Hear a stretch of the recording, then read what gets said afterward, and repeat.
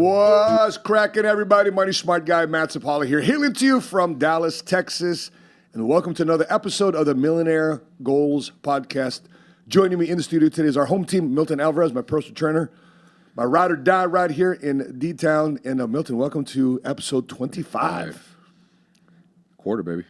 Thank you so much for all of our subscribers. We're over 1,200 subscribers on our YouTube channel. We just started the show in February, and we're already at 1,200 subscribers. I appreciate you guys for your feedback, your followership, and we pray that we continue to shed light on topics to help you think like a millionaire, help you strategize like a millionaire, so therefore you can become a first-generation cash flow millionaire, in spite of what's going on in our funny world times today. Speaking of funny world times, very interesting topics today. We talking about what Richard Branson says about useful skills for entrepreneurship, what millennials are dealing with in terms of how come they can't invest in real estate, how churches and families would be different if fathers will play a specific role. We're going to talk about Andrew Tate. There was a 5-hour interview that our CEO, founder of our company, PHP Agency, did with Andrew Tate, the most Google man in the world. It was a 5-hour interview. He said something very, very specific about his brother. I'm going to do a full reaction video to that interview on my 7 Figure Squad YouTube channel. But on the Millionaire Goals podcast, we're going to discuss brotherhood, why Andrew Tate believes he's got the best brother in the world. It's not just because they're related either. Milton's going to be discussing what Arnold Schwarzenegger felt about his body. And we got some reaction videos here we'd like to jump into. So why don't we start with that? Let's jump into these reaction videos. How do you trigger a broke dude in 22 seconds? Let's check this out. Most girls love me because I say, and I totally believe, that if you're the dude and your wife, if she's a good wife and she's outspending your income, it doesn't mean that she needs to stop spending it. That means that you need to make more income. Husbands all over the world were forwarded that by their wives. I went from like 9% female followers to 28%. There we go. Because again, I mean, I believe that that's true. Especially in a world today where a lot of women have the capacity to earn a lot more money than men. So, by the way, that's Brad Leah. Big shout out to Brad Leah. He and I were at the Man of War conference, men's conference in Florida, hosted by Rafa Conde, who's a martial artist and retired cop, retired law enforcement. We did an interview with Brad a couple years ago, pre-pandemic, 3 years ago, pre-pandemic. But what's your reaction to broke dudes under-earning their Wives' expenses. wives' incomes? I think a lot of it plays, Matt. From what I've seen and just the way the world is developing. If you look at the 1950s, 1960s, a lot of women were stay-at-home wives. The husbands were the breadwinners. They'd go to work. They come home. Traditional household. They stay home. They clean. They cook. They do all the household activity and also raising the children. Yeah. Fast forward to the 2000s. Now there's this movement, which is fantastic. Good for you, ladies. There's this movement where a lot of women now want to step up to the plate. Unfortunately, they were raised by busted men who didn't know how to raise a family, or they were mistreated, or some form of abuse happened in their childhood that put them in a position where now they want to step up, take on a role, be able to take control of their future, or they were in a relationship that ended up messing them up mentally or emotionally. So now they have this chip on their shoulder to want to do more for themselves. So now we live in a world where, again, as you say, women have the opportunity to be able to make the same amount, if not more money than a lot of these men can, especially if they have the skills that they need in order to make it in this corporate world that we do live in. So now, because of that, now the expenses that they have on a day-to-day basis involves a lot more when it comes to makeup, to maintenance, self-care, whether you dress the way you dress to work, instead of women in the 1950s, 60s, all they did was stay home, so they literally relied on the husband's salary. Does that take away from a man, though? For a woman to make more money, does that take away from a man? No, not at all. Baby girl, if you're watching this and if you're making more money than me, go ahead, baby. Make more money than me. That's fine with me. I'm going to give you another insight to this topic. I remember I was at a Vault. We were at the Vault conference. Yes. Back in last year, September. Yeah. So do you remember that woman that stood up? She's in her mid-30s. Mm-hmm. And she says, "I've been competing with men my entire life. I can make it. I can make it. I can make it. I can make it." And guess what? She's beating all these men making money. And then she realizes at 35 years old, 36 years old, she's still single, not married, no kids. Remember when she stood up? Yep. And what did she tell Patrick in the middle of the Vault conference? She goes, "I want to be married now. I want to have kids. I want to have that life." So her reality of saying, "Okay, I'm beat men, boom. Now I want to fit into that traditional role of raising a family." Yeah. So the insight of, okay, cool. I mean, if you're broke, dude, doesn't mean that just because your wife is out earning you right now doesn't mean that you're broke. So let's say, for example, you're bringing home 50 grand a year, but your wife is bringing home 100,000 a year. Here's my question though: how are you bringing 100,000? Because there's many different ways. Correct. Women today can make money. It's and usually it's centered around their bodies, right? OnlyFans. OnlyFans and Instagram, it's selling products, whatever the case may be. But women today have an opportunity to utilize the peak moments of their lives, right? Centered around the vessel that they are, the amazing vessel that they are. But that's only for a temporary type of scenario. So, but a man can ascend. I was broke at one point, but I didn't like it. But then again, I didn't have the additional pressure of having a wife or a girlfriend. Pop, pop, pop, pop, pop. Should a man then? So here's a question. So should a man then say, okay, if she's out earning me, do I eventually have to out earn her? I guess to earn some inherent unspoken moral authority and respect and leadership role to my wife or my girlfriend who's making more money than me. So let me ask you, this is more like the in-depth part. What do you consider broke? Let's skip out on the Sure. financial aspect. What do you consider broke? So a lot of people can make $60,000 a year, $70,000 a year, pay their bills on time, still have time for luxury, and feel amazing, and still do X amount of leisure things that they can do. And then there's some people who are making $500,000 a year, and they're barely making it by. So in your definition, what do you consider being broke? I consider broke still having to say yes or no to things at whatever level you're at. So at $50,000 a year broke, all right, there's a lot of things I had to say no to. Yeah. At $1 million a year income, there's less things I have to say no to, but I still have to say no to a lot of things. So in my mind, in my brain, I'm still going. I'm still cracking open its potential because I feel like I'm still broke. So there's levels to broke. There's levels to brokenness, broke. and there's also to wealth.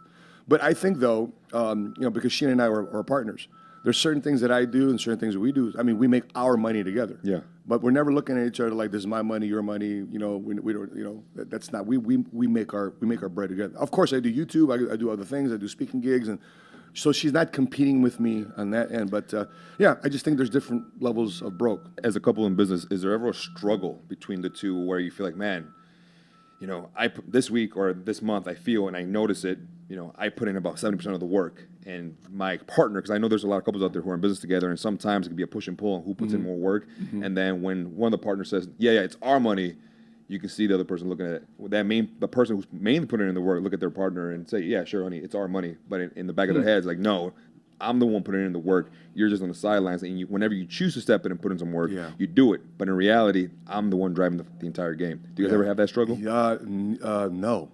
Yeah. No, because it's our business, and there's a lot of different ways that we pull this cart. This is the way we push and pull together. I'm of the mindset where I'm going to do it because it's for the love of the game, the love of the business, for the love of my wife, for the love of my family. The last thing I need is a inherent pat on the back saying I did and quantify it like I did 70% of the work. There might be times, however, with that being said, Milton, there's times that I might be done with whatever I got to get done by X amount of time of the day, and I do what I want to do recreationally, right? And so I still see my wife working. Then there's other parts during the week that she does what she wants to do recreationally, leisure time, or what she calls me time, but I'm still working. Okay, knock yourself out. I'm other thing. Babe, you want to take your time up? No problem. You want to enjoy your day? No problem. Want to enjoy our time today? No problem. But I'm not like saying, I'm not holding her on the leader's bulletin to say I'm putting more of the work on that. Now, if she sits there in position of complaining, that's a different conversation. I don't have this or I don't have that. And I'm like, whoa. How much work did you put in? That's when it might come up. But it's never happened in 8 years of us being married, 10 years of us being together. That's never come up. So for the couples, because again, I work with a lot of couples in Interesting. multiple fields, whether it's real estate, whether it's insurance, but they're all entrepreneurs, and they're in business together. And on some point or some level, one or the other couple, and obviously I can't say names, due to confidentiality, but it always comes up that they feel that a lot of it's unfair. They feel like a lot of that weight's being carried on their shoulders. So how would you suggest for these couples to be able to take inventory, or come up with a plan that they can both be satisfied in specific roles in the business, so they can both feel like they're still putting the same amount of work because they complement each other? Yeah, you have to manage expectations. You have to manage expectations. Babe, listen, you can't complain about the things that you don't have for the work that you don't put in. I'm doing my part. Are you doing your part? And then don't get mad at me because you have unrealized expectation on my end. Remember we did it was a couple episodes ago where it wasn't necessarily money that caused people to divorce. Yeah. It was unrealized and unmet expectations. Yeah. I was expecting you to fill this role as a man. I was expecting you to fill this role as a wife, as a woman. But when those are unrealized because you didn't manage the expectations up front, then they're unmet expectations, and then it causes rife and creates a little bit of bitterness here now. Next thing you know, a lot of bitterness later on, and it just snowballs over time, over the years. Next thing you know, boom, you're going together because you never did this, you never did that. And so Sheena and I, we come to the conclusion, listen, we're constantly in communication about what we did like, what we don't like. And the one thing I love about my wife, she is just freaking competitive. I'm competitive, she's competitive. And we're competitive silently, we're competitive vocally. For example, we're having a conversation about what we're about to do in the Bahamas a few weeks from now. That's right. Right? And I'm like, I'm going to do this, I'm going to do that. She goes, knock yourself out. She goes, I'm black, I'm not getting in the water. The shark thing, right? The shark thing. Yeah. I want to swim the sharks. I reached out to somebody that, and she goes, babe, did you hear about that kid, 18-year-old kid, sadly, that passed away? He jumped in the water. I get it. I totally understand. But how many times do people get into a car accident and they pass away? Yeah. That has more often than people getting bitten by sharks. So, but to all the couples out there, have grace. Bottom line, she is your wife. He is your husband. That is the first priority in how you treat them. You know what they're saying? Happy wife, happy life. Yeah. Here's a flip side. Happy king, happy kingdom. Ooh. Who's in that kingdom? The queen. So if the king is happy, then the queen is happy. Something to think about. All right, let's move on to the next one. we could by the way, great questions, by the way, man. Boom, I love it, man. All right, so Kevin O'Leary says, speaking of marriage, here's how Kevin O'Leary's views on how you should set up your bank accounts after marriage. Let's take a look at this. I tell women today, do not merge your account with your husband's, ever, in your whole life. He will respect you for having your own money, let him have his, and set up a third account where you merge your dollars together. There's no reason you have to give up your financial identity when you marry. Yeah, we've said this many times before. Yeah. You have your bank account as a man, she has her bank account as a wife, and we have our bank account together as a couple. The couple bank account we have together, that's our bills, our life. And by this also goes with a blended family. Yeah. So Sheena and I, we have a blended family, okay? So when it comes to our bills, our family, we don't look at the kids as your kids and my kids. It's our kids, yeah. Right?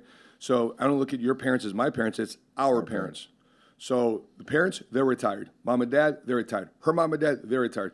Our kids need something, it comes from our bank account. Now, if I want to go see Tony Setti at Dr. Gold, and I want to buy me a chain, I want to buy me a dog tag. If I want to enjoy, baseball cards and sport cards. If I want to go, do this to my car, whatever, that's my money. Yeah. If she wants to go get her nails did, hair did, she wants to go get some purses, she wants to go get a dress, whatever the case may be, that's her money. But our money, vacation, our money, business expenses, our money. It's a lot easier that way. And then we have a conversation later on. Hey, how'd you do with your investments? Where are you putting your money away? How much money have you tucked away and stacked up if you want to share? So anytime you want to gift your wife something, whether it's a present, whether it's an experience, a trip, X, Y, Z, it was dabbled into your money. It's my money. Because it wouldn't make sense to go into your money. Because in the back of her head, it's like, you just took it from our account. From our account, exactly. Yeah. So I have a salary from our corporation. She has a salary from her corporation, but we have our expenses during the business and personal. And so it's a lot easier that way, a lot happier that way. And if there's a situation where, hey, babe, listen, I got to invest in this thing. We make a decision together. She's my CFO. I'm the CFO. We're joint CFOs. We're joint CEOs. So, hey, babe, I want to make this investment in this book launch. I want to make this investment in this marketing campaign. Can we spend our money doing it? But it's my brand that builds that initiative. Yeah, cool. Let's go to the next one. If a woman is obese, but she exercises every day, she will outlive the one who doesn't exercise every day. Run it.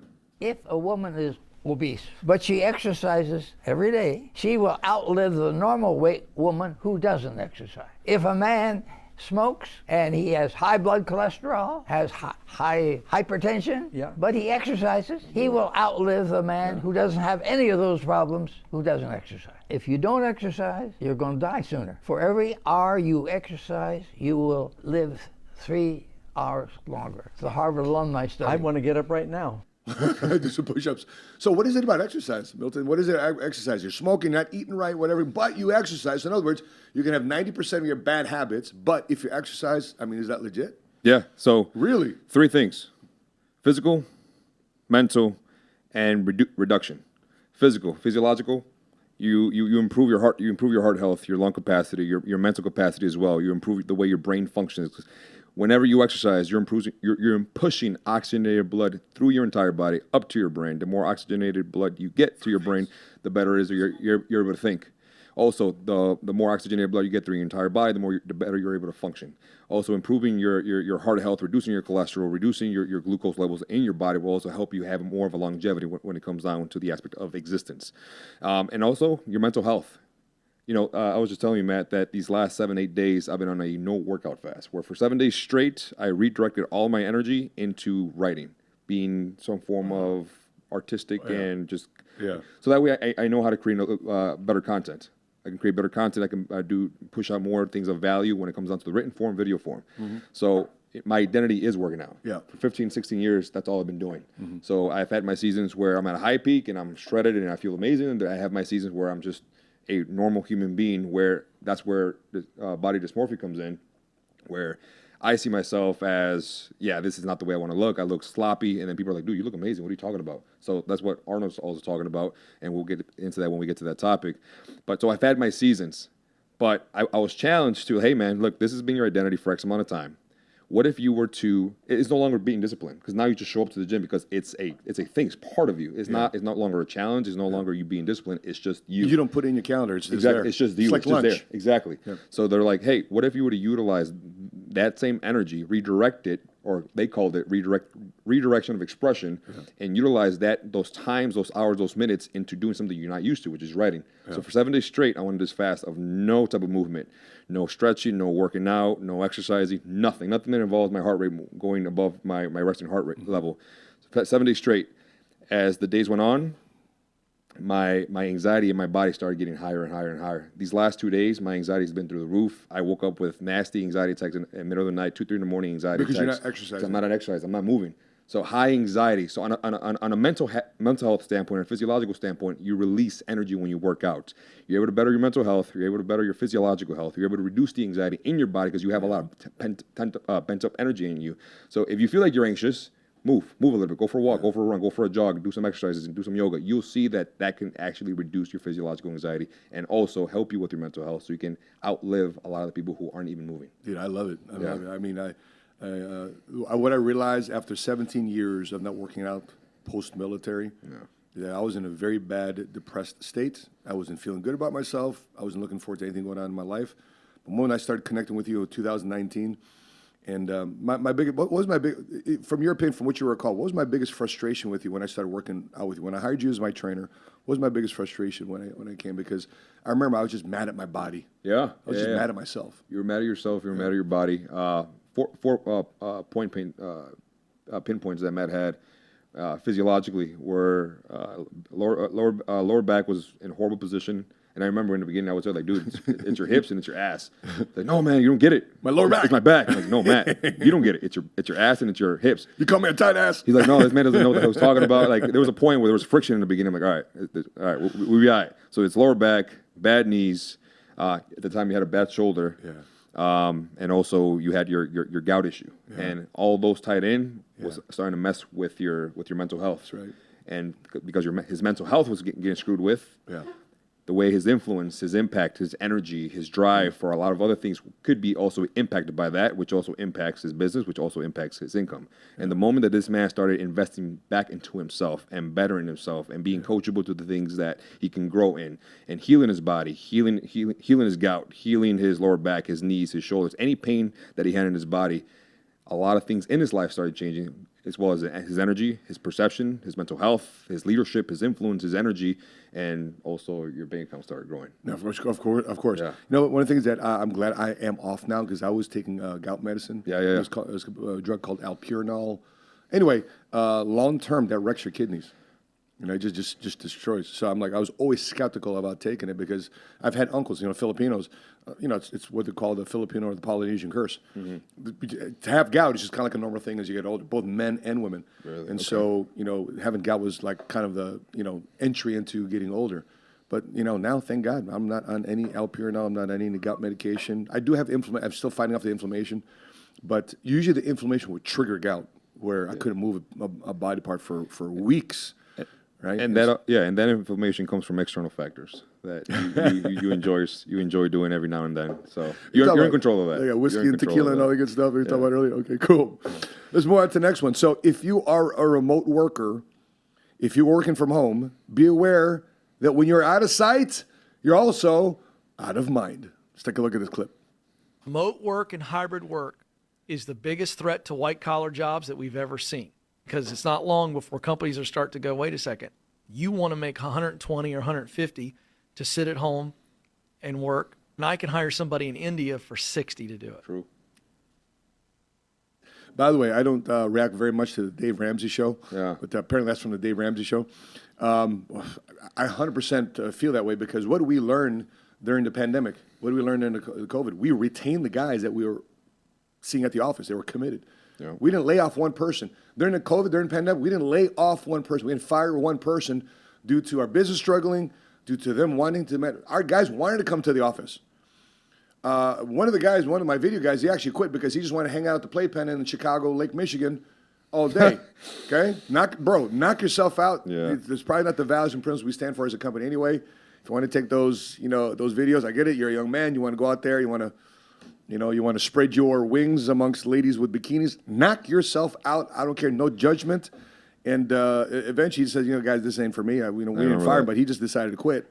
But, when you're out of sight, you're out of mind. Just like that's why long distance relationships don't work, especially for the ones that cost you a lot of money. Yep.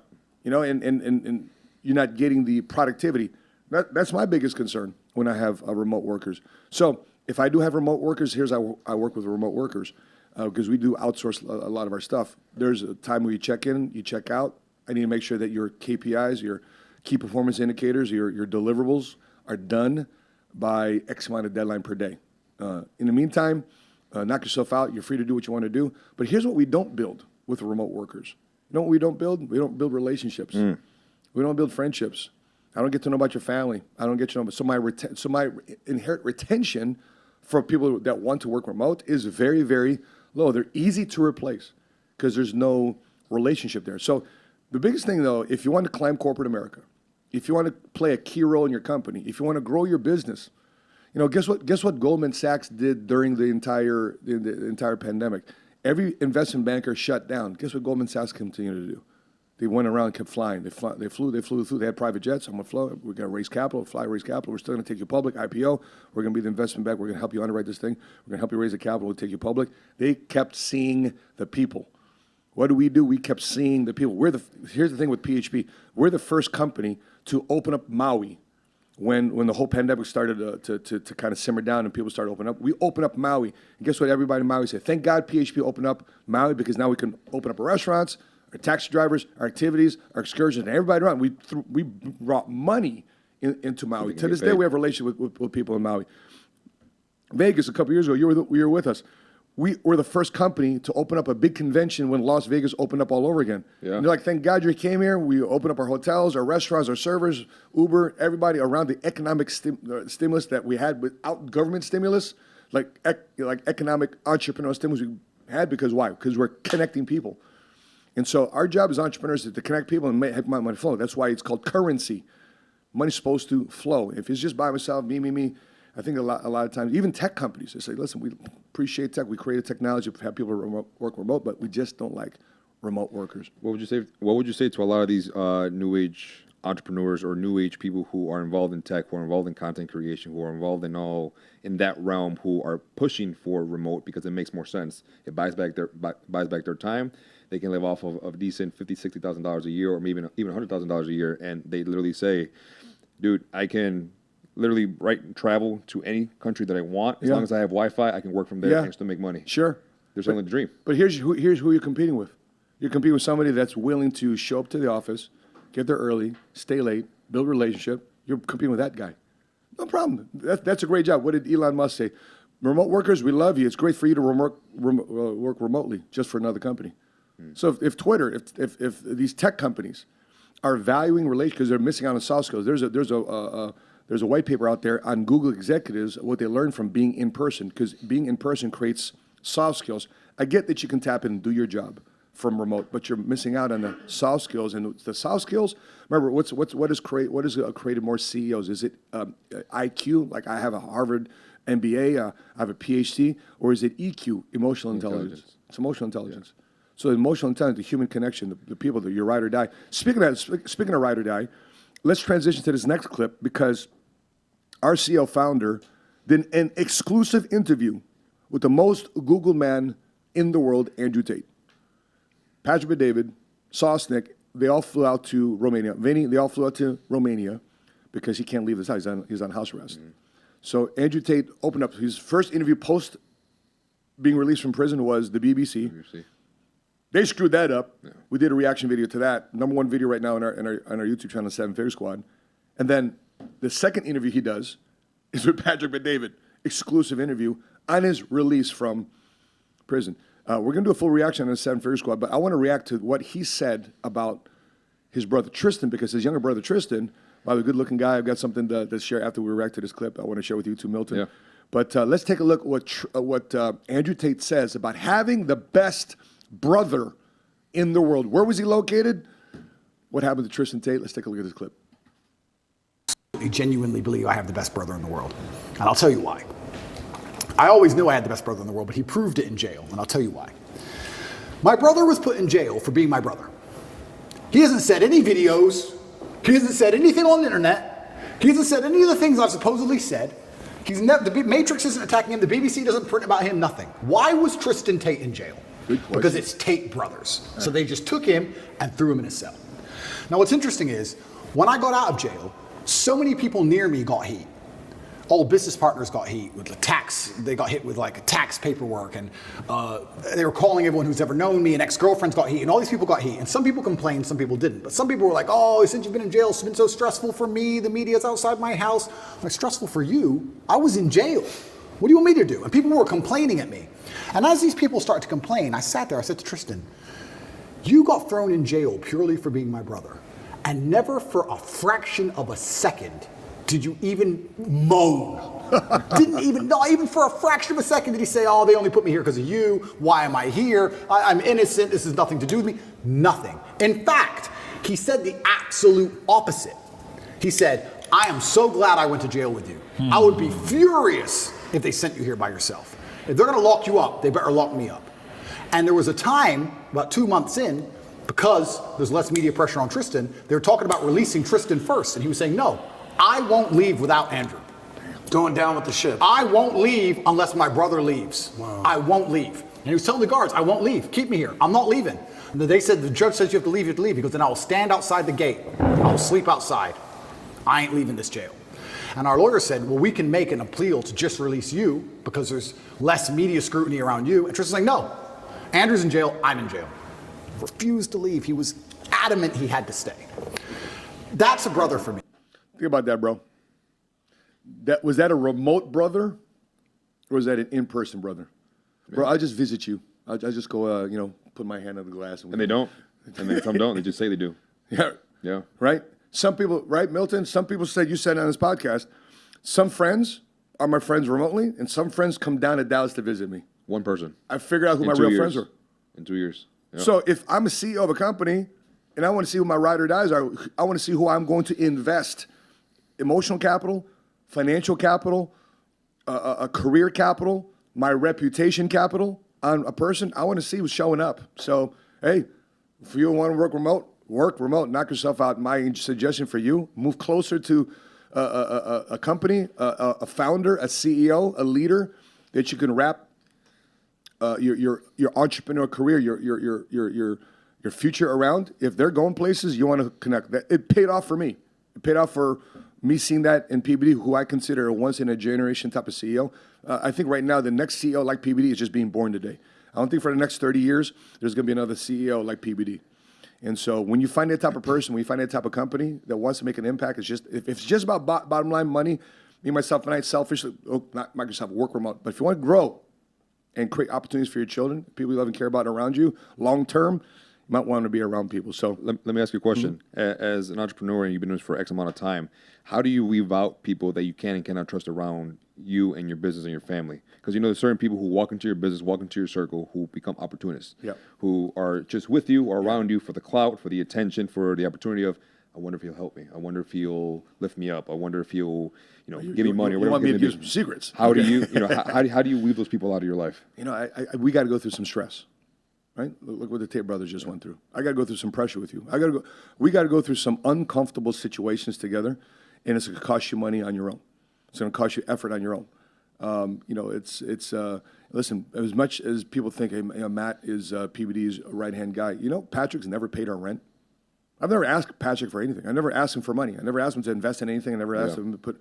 I'll just ask him, hey, PBD, what's the opportunity for us to get closer and align together with you? And how do we get to become the number one power couple inside the company? How do we get the most influence to create the decisions of the future of PHP agency, post-PBD era, and create this entrepreneurial country called PHP to 500,000 licensed agents? I've never asked him for money. If anything, he's put a contest together. If you want this money, come get it. By the way, salute to Rodolfo and Ceci Vargas. They just got a $100,000 bonus. They just had a kid 3 weeks ago. Yeah. They got a $100,000 bonus. Patrick didn't give it to him. So listen, if you want this, here's their requirements to hit it. Yeah. And they hit it, right? We're following right behind them, but we don't get the next best prize. The second best prize is $50K. But good job to Rodolfo and Ceci Vargas.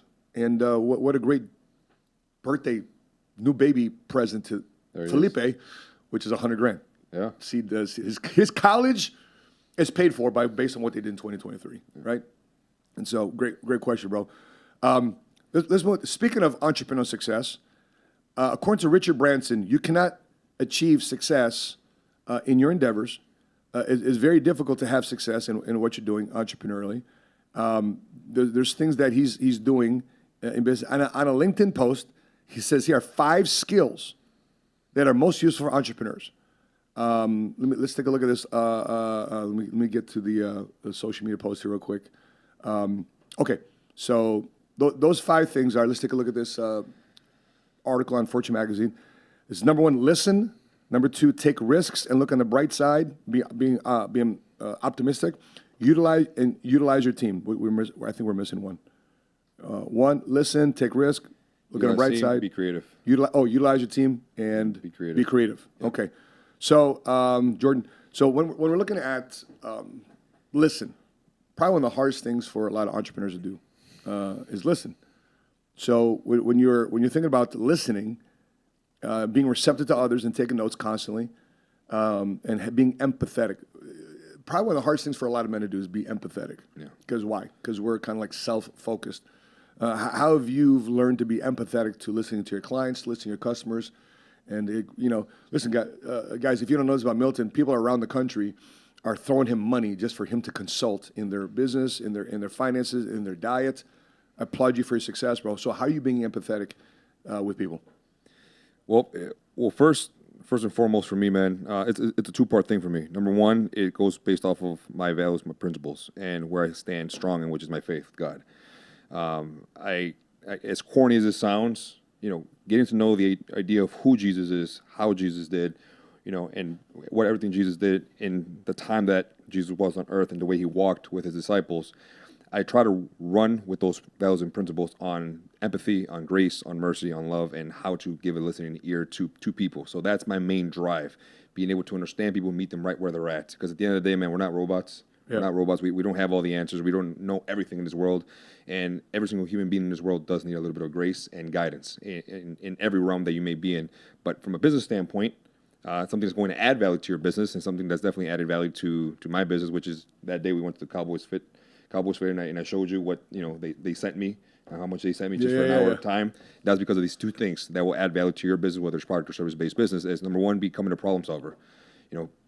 If there's a problem on a grand scale, figure out on how your product or service, or you yourself being the service or the product, can solve that greater issue for that person or for that demographic that you're trying to aim for.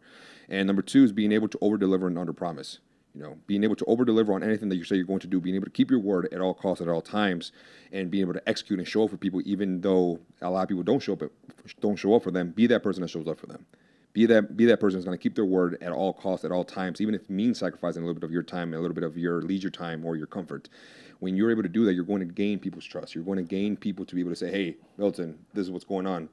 In the world that I live in, the world that I work in, I'm surrounded by 90% of my clientele are entrepreneurs. Only about 30% of them are PHP people. When I first started my business, it was like 90% PHP and only a small percentage that wasn't PHP. Right now where I'm at, only about 30% of my clientele base is PHP. Everyone else, it's outside of PHP. And they're like, "What is PHP?" "Oh, let me show you," right? And because of that, a lot of these people have the ideology, and I think you guys have used this, don't be your upline's headache, be their Tylenol or something along those lines, where, it's really hard for you to be in business and be able to communicate and be able to talk and be able to find someone to vent to. So here I have, people who are making millions of dollars a year, or people who have high status, or people who are big in their industries, who are coming to me just for an ear, someone that can listen without any form of judgment, and just someone who doesn't have a biased response, someone who could just listen to them, because if they go to a leader, if they go to someone within their company, within their business, it's going to be a hassle to be able to open up to, because you don't want to seem as weak. Yeah. So. Yeah, it's funny that you mentioned that too. Well, I think one of the biggest things here too, when these points, so it's listen, take risks, embrace optimism, utilize your team, and be creative. I think the hardest part here was for me to learn was embracing optimism, because I'm naturally a skeptical person. I find myself being a naturally negative person early on in my entrepreneurial career. Why? Because coming out the military, I can only depend on me. If I want it done right, I do it myself. That type of mentality, right? So you like to be in control. Of course, right? Yeah. And so instead of teaching and coaching other people how to do it, creating standard operating procedures, just like I used in the military, for the military to teach me how to do what I did, I wasn't creating that for my own business. And then I was talking to one of my guys that's running their own office. I said, we're going over the basic checklist of running our workshops. I said, "Bro, who does this? Who introduces you?" "Well, I introduce me." "Bro, you can't introduce you at your workshop.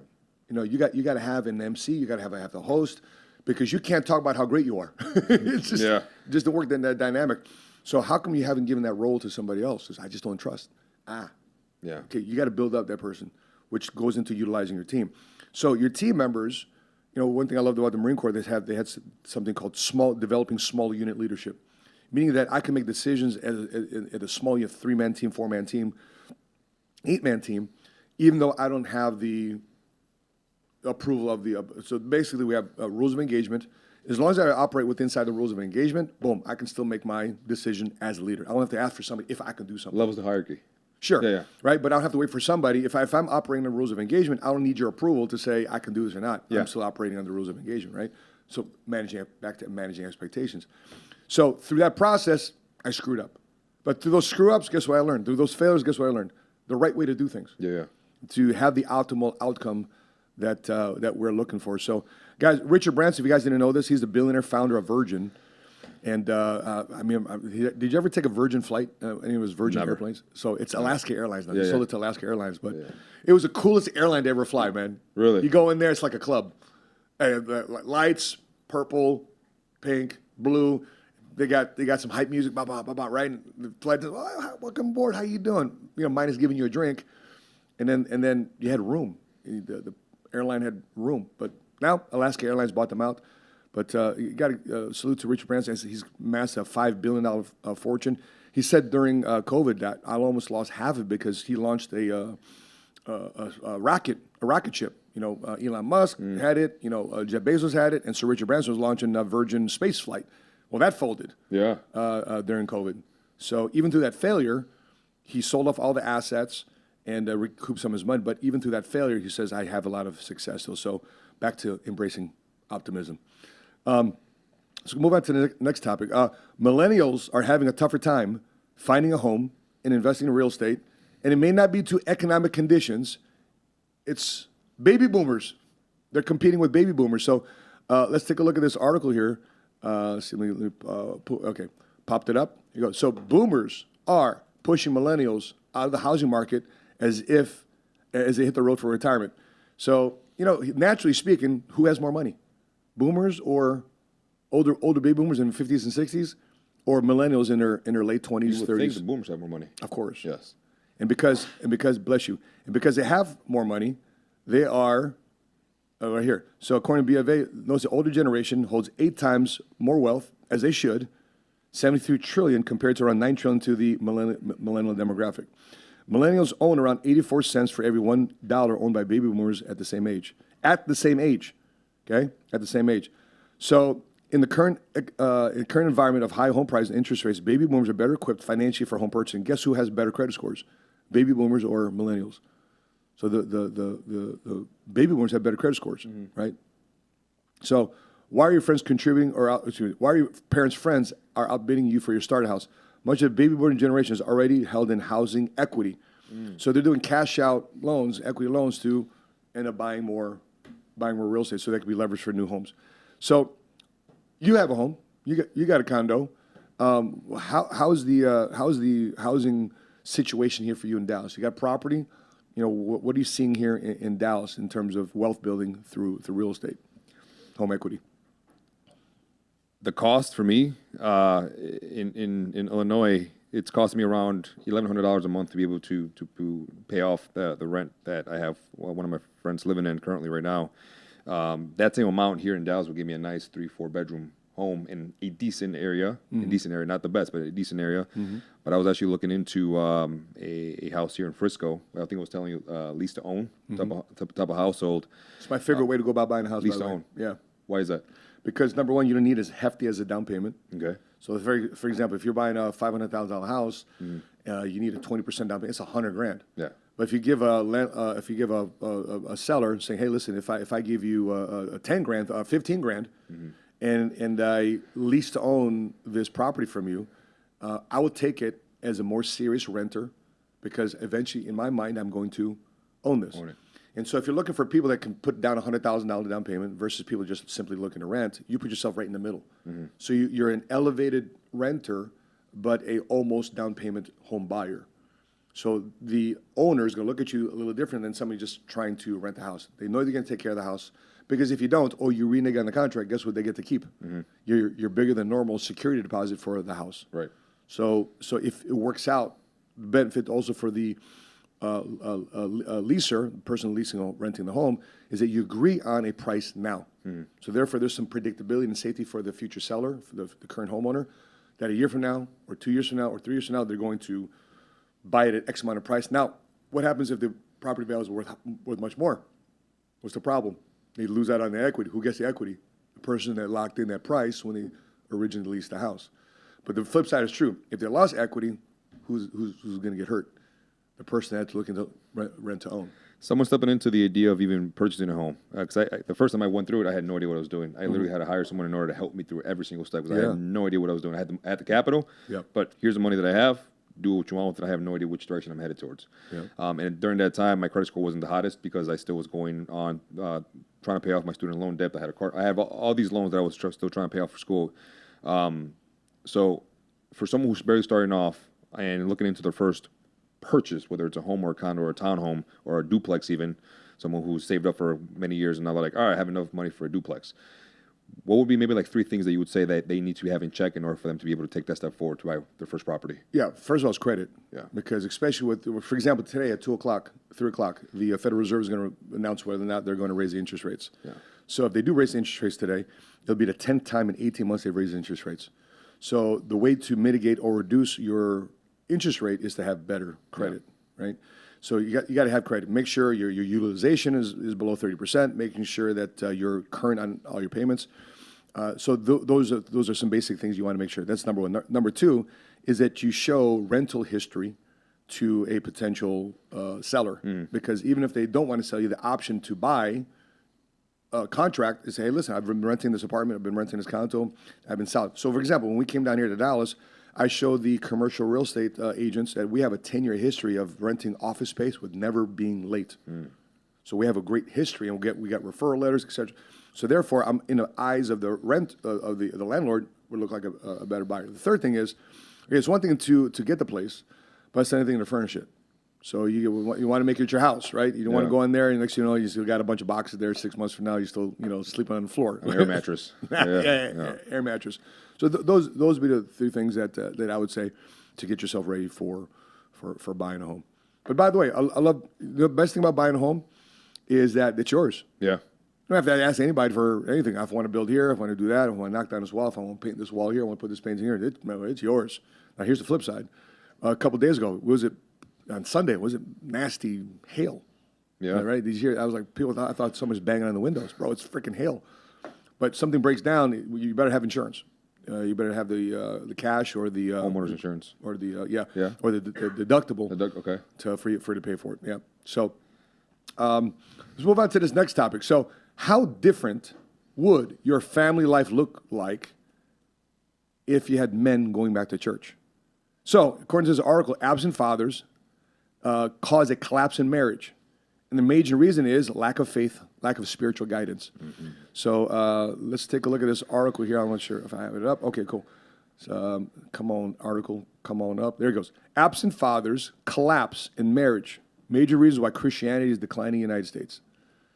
A new study on faith and relationships suggests that absent fathers and collapsed marriages might be two of the biggest explanations why Christianity is declining in the United States. You know, this whole month, the whole month. Listen, my family, we're part of the LGBT community, right? I got family members that are part of LGBTQ, direct people that we directly love and care about, that we share the same DNA, Jordan. We share the same DNA, we share the same family, we share the same Thanksgiving, holidays, et cetera, et cetera. Mm-hmm. And listen, there is no judgment on who you decide to love and who you decide to do, because we're not the ultimate judge. You know, God in heaven is the ultimate judge for the faith that we believe in. And it's up to that individual person, our family, to get right with the Lord. But it's not for us to make them feel bad along the way. Sure, we'll call them out. Sure, we'll give them our opinions when they ask for it. But along the way, guess what we do? We still love on them. Yep. We still encourage them. We still include them. But the biggest problem right now that we'll react to it in a later video, but if you watch that video with Andrew Tate, he says this: it's amazing how a country that was built on God, on Christian, Judeo-Christian values, has this country more empathetic to Muslims, but they radicalize Christians. So we'll embrace you because you're Muslim, but if you're a Christian, bro, you're out there. Mm-hmm. It's so weird, because it's so weird how in the United States, if you say something that to stand by your Christian faith and values, you're called out as an extremist. But if you love Muslim, you're part of the cool crowd. Yeah. But yet this is a Christian nation built on godly values and principles, they're Judeo-Christian values, and even Christians itself in our own country are being held this way. And a large part of this is due to absent fathers standing up for righteousness, standing up for the values and principles of which this country was created. Yeah. And because there's less, Chris, think about this real quick. Why do you think there's such an attack on our kids? Because the LGBT community cannot do what? They cannot create their own children. So if they can't create their own children, guess what they're going to do? They're going to come after our children. So in other words, let's do the flip side. Okay, let's do the flip side. What happens if they can take out the children and the fathers from going to church? Eventually what? They're going to flip to another way. It's all this whole seesawing of power and control and taking away. And listen, in the darkest days, we will be persecuted. In the worst times, Christianity, we will be called out. In the worst times, those that believe in God, that believe in Jesus, will be the most hated in the worst times. Well, guess what? Those are right now.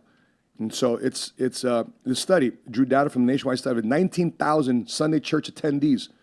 From 112, let's take a look at this one more time, Jordan, this fact. From 112 evangelical, Protestant, and Catholic congregations in 13 states, the research comes as marriage rates have dropped 31% since 2000, 61% since 1970, while less than half of all those under 30 today grew up in a home with married parents.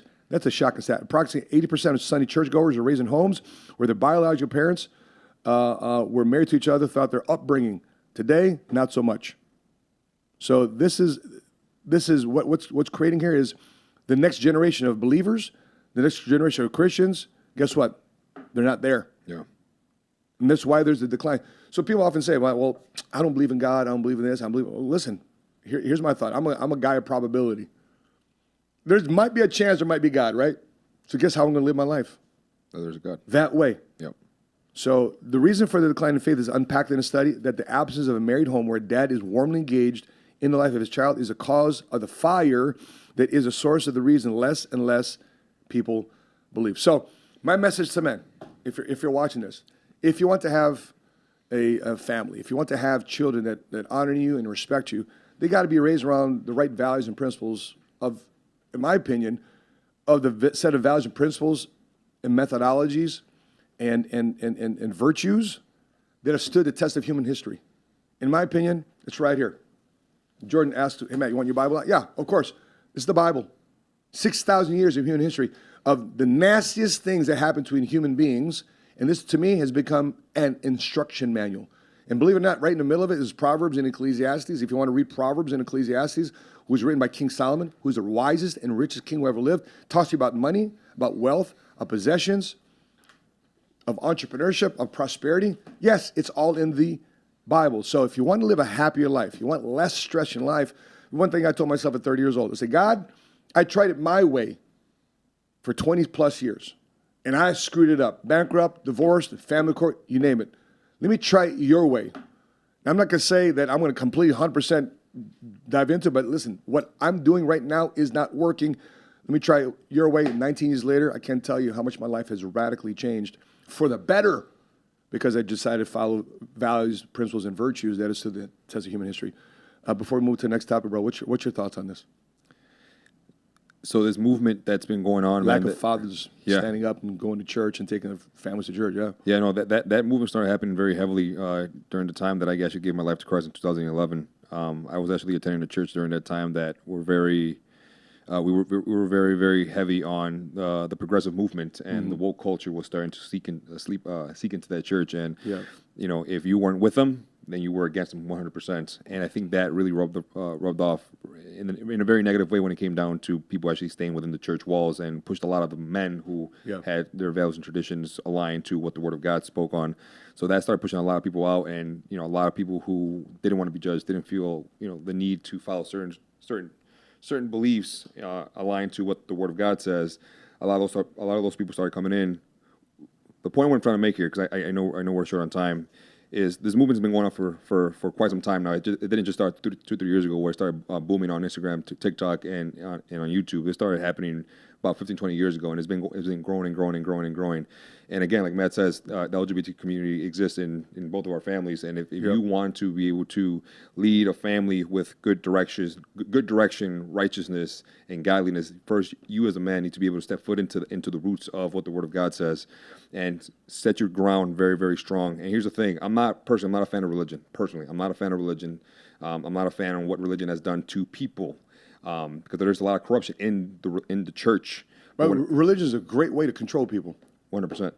I've seen people, I can only do things if my pastor tells me to do it. I can only do things if my prophet tells me to do it. Bro, it's between you and God, man. Yes.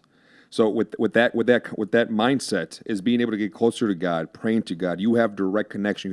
You have that direct correlation with God. If you're connected, you are able to get the answer that you need. Prayer, fasting, and connecting to the Word of God. Find yourself a community church that there's a lot of men in there who have similar principles aligned to what you want and what direction you're trying to head to with your family. You can't do this by yourself. We need an army in order to be able to rise up against certain movements and certain belief systems that are actually causing riots right now in our households, in our mind, in our headspaces, and in our livelihoods. So definitely plug in somewhere that you could definitely find solutions for your problems.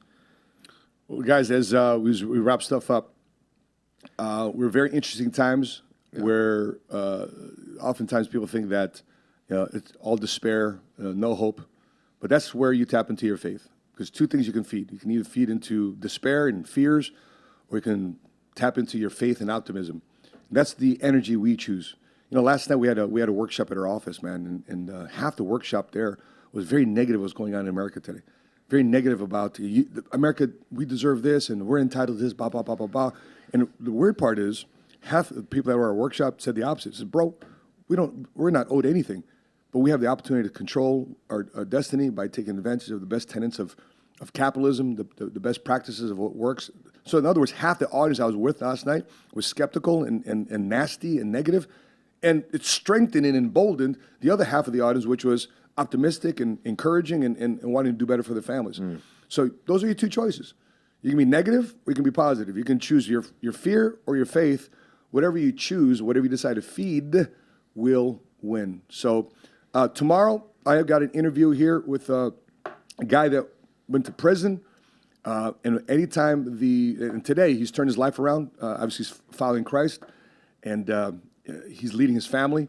And anytime any type of political movement is happening here in Texas, he's the first phone call from any of these politicians to get things done. His name is Keenan Williams. He'll be my guest tomorrow here at 12:30 to 1:30 Central Standard Time. So make sure you peep that tomorrow afternoon. But with that being said, appreciate guys for tuning into this Millionaire Goals podcast, episode 25. If you haven't done so already, make sure you subscribe to our YouTube channel. And drop your comments, your thoughts below. Let us know you agree with us, you don't agree with us, we're full of it, or are encouraged by it. Please let us know in the comment section below. And make sure you smash that like button. On behalf of Milton Alvarez, I'm your money smart guy from Dallas, Texas. And until we meet again, continue to live smart, continue to love smart, and be money smart today. See you guys tomorrow. Bye-bye.